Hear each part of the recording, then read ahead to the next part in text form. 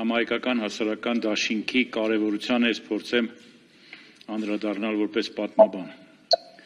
Կարծում եմ բոլորդ ինձ հետ համամիտ եք, որ մեր հասարակությունը այսօր խոցված է եւ շարունակում է մնալ խոցելի։ Հանգամանք, որը շատ ահավոր երևույթ է եւ որպես պատմաբան երբ փորձում եմ հասկանալ մեր ժողովրդի անցած պատմական ուղու վայրիվերումները, գալիս եմ այն եզրակացության, որ այդ վայրիվերումները տեղի են ունեցել հասարակության խոցվածության պատճառով։ Այդ տեսեք, Արևմտյան Հայաստանում, երբ որ հայությունը միատար էր դավանական հողի վրա, հայ առաքելական եկեղեցու զավակներին մեծամասնությունը, թուրք-պարսկական դժնդակ տիրապետության պայմաններում աստիճանաբար գտնվեցին մարդիկ, որոնք որ հայացքն ուղղեցին դեպի կաթոլիկ աշխարհը, դեպի բողոքականությունը եւ հայ հասարակությունը սկսեց պառակտվել, առաջացան կաթոլիկական համայնքներ, ակնկալելով Ֆրանսիայի աջակցությունը, առաջացան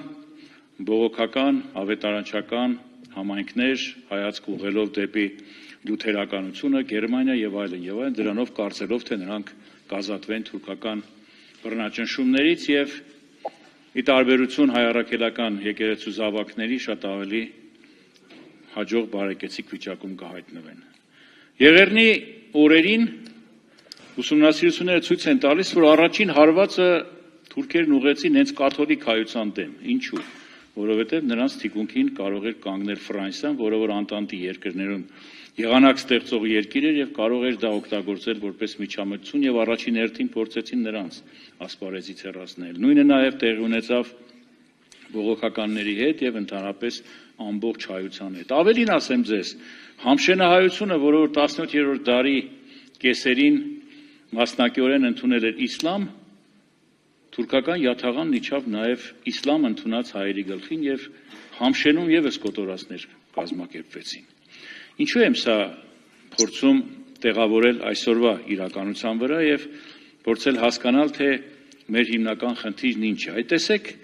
այսօր մեզ համար ամենացավալի խնդիրներից մեկն այն է, որ խոցված հասարակությունն ունի այնպիսի մի վերք, որպիսին մեր ռազմաքաղաքական ղեկավարության, Արցախի ռազմաքաղաքական ղեկավարության ձերբակալված վիճակն է եւ արդեն դատապարտված վիճակն է Բաքվում։ Ուշադրություն դարձրեք այդ մարդկանց մեջ մեր հայրենակիցների կամ մարդիկ, որոնք պաշտպանում էին մեր իշխանությունները, որոնք կային, որոնք որ ընդդիմադիրներ էին, որոնք ընդունելի չէին իշխանությունների համար, բայց բոլորն էլ դատապարտվեցին առանց տարբերության։ Ինչ եմ ուզում ասել։ Աստված մի առասցեւ աղ է, թե նորից արհավիրքի առաջ կանգ առնենք, մեր հարևանները, թշնամիները բացարձակապես չեն կարևորելու, թե դու այսօր դիմություն էիր, ընդդիմություն էիր, մեծ ծառայություններ մատուցում էիր, թե չէիր մատուցում, ուղղակի թե անուղղակի ձևով լինելու է ուղղակի վերաբերմունքը դաժան հայ լինելու հանգամանքի պատճառով։ Այսինքն նորից ցեղասպանության վտանգը մեր գլխին կանգնած է, ինչի մասին միշտ խոսում էինք եւ ինչը տեղի ունեցավ 2020-23 թվականներին։ Որպես պատմաբան ես ուղղակի բոլորիդ հորդորում եմ, անկախ այն բանից, թե մեր հասարակությունը ինչ ընտրություն կկատարի հունիսի 7-ին, չէ՞, բայց հասարակությունը շարունակվելու է ապրել, հասարակությունը եւ ընդհանրապես նաեւ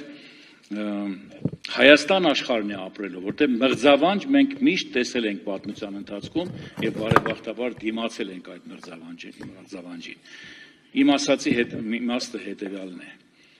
մեր հասարակությունը պետք է վերջ տա պառակտվածությունը եւ պետք է համահայկական հասարակական դաշինքով հանդես գա։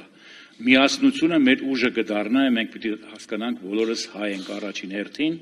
եւ մեր թշնամին չարանենգորեն օգտագործում է այդ հանգամանքը մեր պառակտված լինելու։ Տառացիորեն 2-3 օր առաջ դուք տեսաք Նախճեվանի վերաբերյալ ինչ որոշում կայացրեց Ադրբեջանը։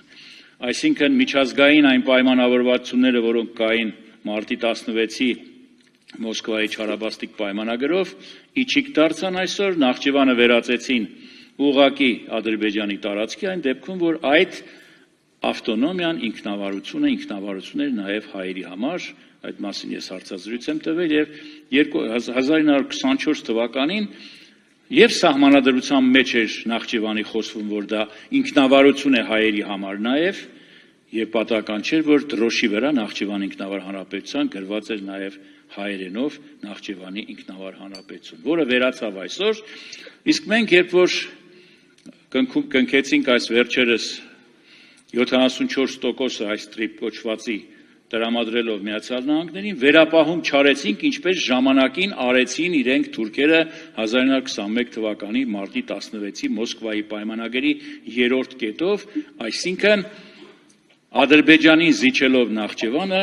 պայման դրեց Թուրքիան, որ այն 3-րդ կողմի զիջելու ուրեմն իրավունք չունի